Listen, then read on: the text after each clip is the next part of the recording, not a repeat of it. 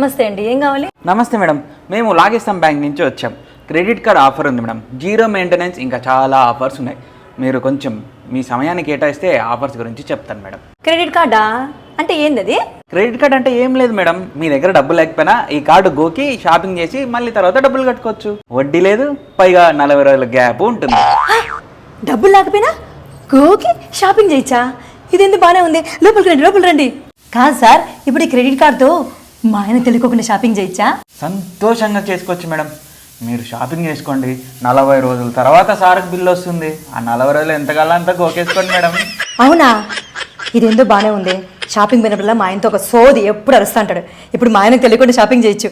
కూర్చోండి sir, coffee తీసుకొని వస్తాను. కూర్చోండి సార్. బా, ఎవడో వచ్చినాడే, ఈమెయిన్ అంత సంతోషంగా మొహం వెళ్ళిపోతుంది. ఎవరా, ఏం కావాలి నీకు?